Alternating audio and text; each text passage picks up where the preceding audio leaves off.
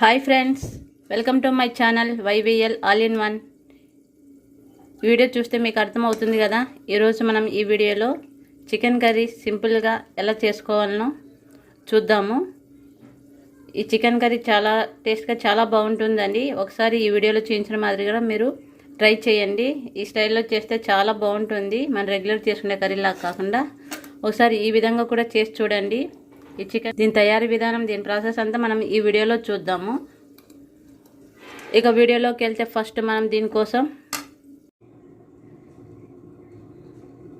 Stove వెలిగించి మనము కడాయి పెట్టేసుకుని ఒక 4 టేబుల్ స్పూన్ ఆయిల్ వేసుకుందాము. 4 to 5 టేబుల్ స్పూన్ ఆయిల్ కొంచెం హీట్ అయ్యాక మనము ఒక 4 లవంగాలు, బిర్యానీ ఆకు, దాల్చిన చెక్క వేసేసుకుందాం.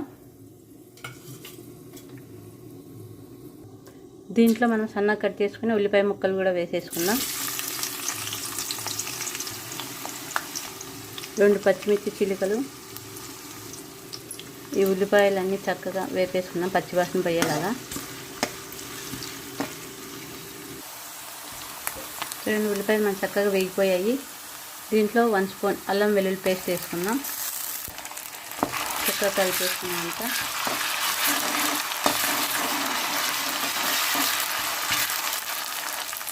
అలాగే కరివేపాకు కూడా వేసేసుకోవాలి. ఇప్పుడు దీంట్లో నేను ఒక 1/2 కేజీ చికెను ఒక అరగంట ముందు ఉప్పు, కారం, పసుపు వేసేసుకొని కలిపేసి పెట్టుకున్నాను. దాన్ని ఇప్పుడు దీంట్లో వేసేద్దాం. మనము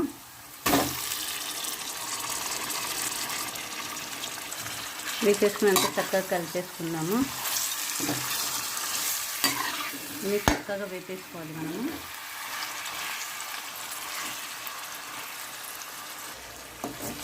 చూడండి, మనకి చికెన్ ముక్కలు చక్కగా వేగాయి కదా. ఇప్పుడు దీంట్లో ఒక 1.5 స్పూన్ ధనియాల పొడి వేసుకుందాము.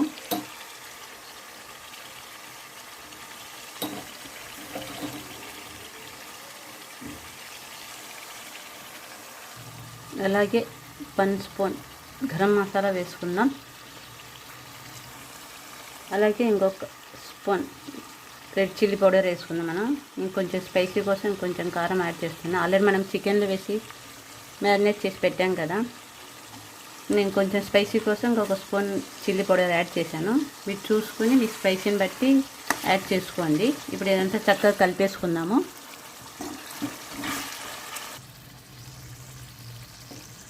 చూడండి, ఇదంతా చక్కగా కలిపేసుకున్నాం కదా. ఇప్పుడు ఒక 10 నిమిషాలు మూత పెట్టేసి మగ్గ పెడదాము.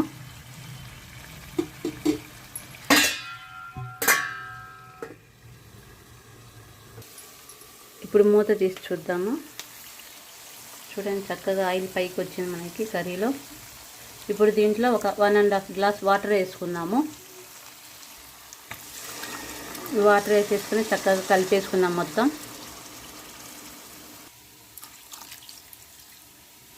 ఇదంతా చక్కగా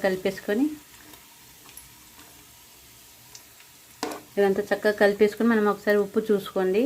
సరిపోకపోతే కొంచెం సాల్ట్ యాడ్ చేసుకోండి. ఇప్పుడు దీంట్లో 1 స్పూన్ ఆమ్చూర్ పౌడర్ వేసుకుంటున్నాను. నేను టమాటో ఇవి వేసుకోలేదు కాబట్టి దీంట్లో 1 స్పూన్ ఆమ్చూర్ పౌడర్ వేసుకుంటున్నా. చాలా బాగుంటుంది. అలాగే కస్తూరి మేతి కూడా వేసేసుకుని అంతా కలిపేసుకుని ఒక 15 నుంచి 20 నిమిషాల వరకు మూత పెట్టేసుకుని చక్కగా ఉడికించుకోవాలి. మీడియం ఫ్లేమ్లో పెట్టుకుని మనము ఈ కర్రీని అంతా. చూడండి, అంతా ఇలా చక్కగా కలిపేసుకున్నాము. మూత పెట్టేసుకుందాం.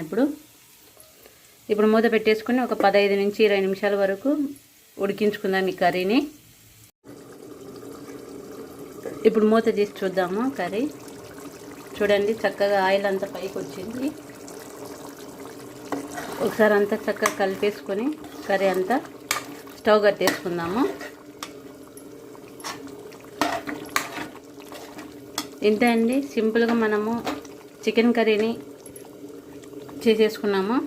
దీన్ని రైస్లోకైనా, రోటీలోకి, చపాతీలో అన్నింటిలోకి బాగుంటుందండి ఈ కర్రీ. ఒకసారి ఈ వీడియోలో చూపించిన మాదిరి మీరు ట్రై చేయండి.